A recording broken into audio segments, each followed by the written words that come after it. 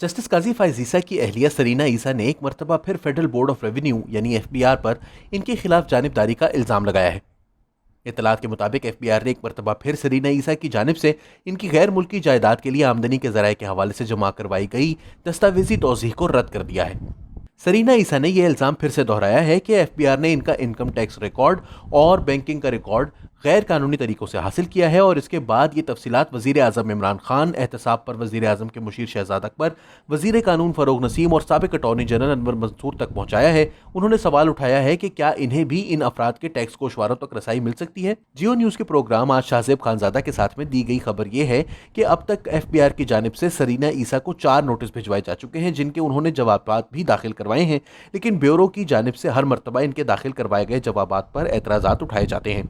अपने ताज़ा तरीन जवाब में सरीना ईसा ने एफबीआर की क्रेडिबिलिटी पर भी सवाल उठाया है कि इसने गैर कानूनी तौर पर इनकी 300 एकड़ ज़रई ज़मीन से आने वाली आमदनी को नज़रअंदाज किया है। इनके मुताबिक एफबीआर ने दीगर जायदाद के अलावा कराची क्लिफ्टन में इनके 2 मकानों के बिकने से मिलने वाली आमदनी को भी खातिर जमा नहीं रखा। उन्होंने अपने जवाब में लिखा है कि जब इन्होंने अपना पिछला जवाब दाखिल करवाया था तो इसमें अपनी ज़रई ज़मीन को भी जाहिर किया था और इसे एफबीआर ने तस्लीम भी किया था, लेकिन इस ज़मीन से आने वाली आमदनी को इनकी आमदनी के ज़राए से मशकूक अंदाज में हज़फ कर दिया गया है।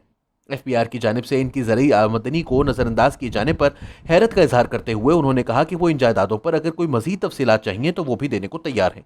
मज़ीद बरां सरीना ईसा ने कहा कि वो गुज़िश्ता कई माह से एफबीआर से अपने ही जमा करवाए गए टैक्स रिटर्न मांग रही हैं, जिनकी बुनियाद पर इनके खिलाफ केस बनाया गया है, लेकिन इनकी दरख्वास्तों पर अमल नहीं किया जा रहा।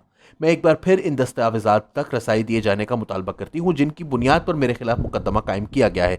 ऐसा सरीना ईसा ने एफबीआर को अपने जवाब में लिखा है। उन्होंने एफबीआर के इंक्वायरी अफसर को मुखातिब करते हुए कहा है कि ये मत भूलो कि इसके बदाखरत में भी एक एहतसाब होना है। एफबीआर को दिए गए अपने जवाब के अलावा सरीना ईसा ने एक बयान भी जारी किया है, जिसमें उन्होंने एफबीआर को जानिबदार करार दिया है। जराये के मुताबिक एफबीआर की जानिब से सरीना ईसा को भेजे गए नोटिस में कहा गया है कि आपकी मजमूई आमदनी लंदन जायदादें खरीदने के लिए काफी नहीं थी। जराये का बताना है कि एफबीआर की टीम के मुताबिक सरीना ईसा की टैक्स वाली आमदनी 93,75,000 रुपए थी, जबकि लंदन की तीनों जायदादों की कीमत 10 करोड़ 43 लाख रुपए थी। सरीना ईसा ने एफबीआर को अपने जवाब में यह भी कहा है कि एफबीआर की टीम मेरे गोशवारों में भी रद्दोबदल कर सकती है।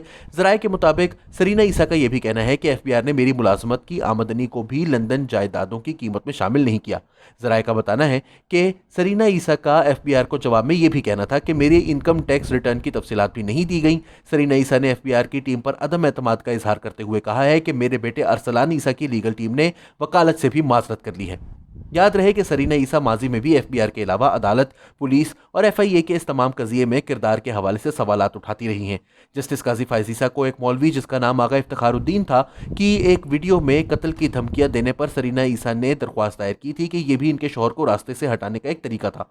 उन्होंने कहा था कि इनकी एफआईआर दर्ज करने में भी बेसबब ताखीर की गई और ये एफआईआर काटने से पहले वजारत दाखिला से खुसूसी इजाज़त दी गई, जबकि कानून में इसकी कोई ज़रूरत ना थी। दरख्वास्त मौसूल होने के बाद 4 रोज तक एफआईआर नहीं काटी गई और वो भी इस वक्त जब सुप्रीम कोर्ट ने इस मामले का नोटिस लिया। दरख्वास्त जमा करवाने की तारीख भी एफआईआर में 1 दिन बाद की डाली गई। उन्होंने ये सवाल भी उठाया था कि जब आगा इफ्तिखारुद्दीन, जिसने एक सुप्रीम कोर्ट के सीनियर जज को कत्ल की धमकियां दी थी, वो अदालत पहुंचा तो इसको गिरफ्तार क्यों न किया गया। उन्होंने लिखा था कि इस शख्स ने अदालत आकर चाय पी, इसे मुकम्मल हिफाजती प्रोटोकॉल दिया गया, तो क्या जजेस को कत्ल की धमकियां देने वालों के साथ यूं पेश आया जाता है। उन्होंने ये भी कहा था कि इन्होंने इस शख्स का फ़ोन नंबर और पता वगैरह सब कुछ एफआईए को फराहम कर दिया था, तो फिर इसकी गिरफ्तारी में 6 दिन क्यों लग गए। इसके अलावा भी सरीना ईसा ने टैक्स गोशवारों के केस और जस्टिस ईसा को धमकी वाले केस के हवाले से 24 अहम तरीन सवालात उठाए थे, जिनकी तफसीलात डिस्क्रिप्शन में मौजूद नया दौर के लिंक पर देखी जा सकती हैं।